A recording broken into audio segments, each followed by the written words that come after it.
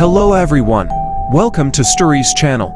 Tonight, we will dive into a spine-chilling story titled, The Curse of the Old Doll. Make sure you're in a cozy spot and ready for a tale that will make your skin crawl. Don't forget to like, share, and subscribe if you enjoy this story. Without further ado, let's begin. The story begins in a small town where an old antique shop stands at the corner of a quiet street. The shop is run by an elderly woman named Mrs. Harper, who has been collecting antiques for decades. One day, a young couple, Mark and Lisa, visit the shop looking for unique decorations for their new home. Lisa, look at that old doll. Mark, it's so eerie yet intriguing. Mark, it does have a certain charm to it. Should we get it?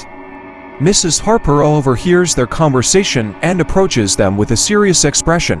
Mrs. Harper, that doll is not for sale. It has a dark history. It's said to be cursed. Mrs. Harper begins to recount the doll's history. Decades ago, the doll belonged to a little girl named Emily.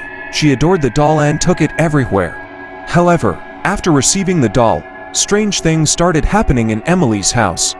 Objects would move on their own, doors would slam shut, and at night, whispers could be heard coming from the doll. One night, Emily's mother, in a fit of terror, tried to dispose of the doll by burying it in the backyard. The next morning, the doll was back in Emily's room, sitting on her bed with a malevolent grin. The family soon moved away, leaving the doll behind.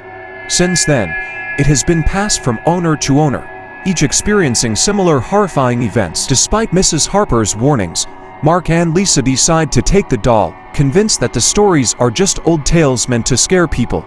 They promise to handle it with care and take it home. That night, as they settle in, the house is filled with an eerie silence. Lisa can't shake off the feeling of being watched. She glances at the doll, which now seems to have moved slightly. At midnight, Lisa hears faint whispers and the sound of tiny footsteps. She wakes Mark up, but he dismisses it as her imagination. In the following days, the strange occurrences intensify. Objects are found in different places, lights flicker, and the whispering grows louder. Lisa begins to see shadows moving in the corners of her eyes. Lisa finds unexplained scratches on her arms and becomes more paranoid. She decides to research the doll's history and uncovers chilling stories of previous owners who suffered greatly before mysteriously disappearing. Determined to rid themselves of the curse, Lisa contacts a paranormal expert, Dr. Reynolds, who agrees to visit their home. Dr. Reynolds arrives and immediately senses the dark energy emanating from the doll. Dr. Reynolds, this doll is indeed cursed.